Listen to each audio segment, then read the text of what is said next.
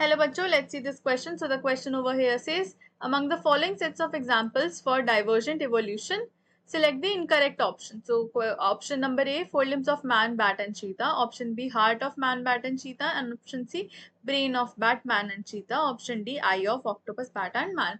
So question में पूछ रहे हैं कि ऐसे कौन से इनमें से examples हैं जो कि divergent evolution के नहीं हैं. So the key concept here is divergent evolution. अब जो डाइवर्जेंट इवोल्यूशन होता है ये क्या होता है? डाइवर्जेंट इवोल्यूशन होता है हमारा जब हमारी दो या दो से ज्यादा जो स्पीशीज होती हैं वो पहले तो हमारी रिलेटेड होती हैं, बट इन लेटर एजेस वो क्या करती हैं, ये डिसिमिलर होनी स्टार्ट हो जाती हैं. इनका जो रिलेटेडनेस है वो खत्म होने लगता है, बिकॉज ये क्या करती हैं, ये लाइफ टाइम में ट्रेड्स एक्वायर करने लगते हैं. सो ऐसा होता है जब डिफरेंट इकोलॉजिकल निशेस में जाके स्पीशीज रहने लगती हैं, तो ओवर द एज इनके जो ट्रेड्स होते हैं ये डिफर करने लग जाते हैं. डिफरेंट ऑप्शंस देख लेते हैं. ऑप्शन नंबर ए जो हमें दिया गया है, which is four limbs of man, bat and cheetah. So four limbs of man, bat and cheetah जो होता है ये इसमें जो ये ऑर्गेनिजम्स होते हैं ये ओवर द पीरियड अपने आप को इवोल्यूशन के थ्रू डिफरेंट कर लेते हैं बाकियों से. सो ये जो होता है ये एक डाइवर्जेंट इवोल्यूशन का एग्जाम्पल होता है. ऑप्शन नंबर बी जो हमें दिया गया है वो है हार्ट ऑफ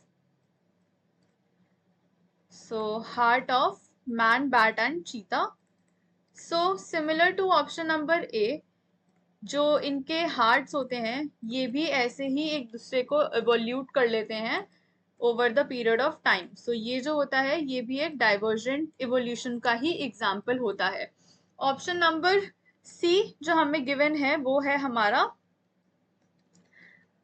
ब्रेन ऑफ, सो इसमें दिया है brain of bat, man and cheetah.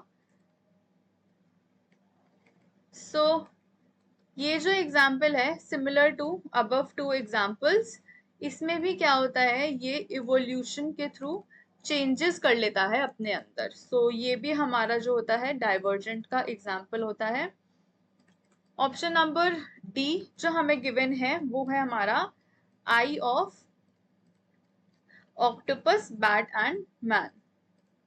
So ये जो होता है एग्जाम्पल हमारा, ये हमारा डाइवर्जेंट का एग्जाम्पल नहीं आता, ये आता है हमारा एग्जाम्पल ऑफ convergent evolution.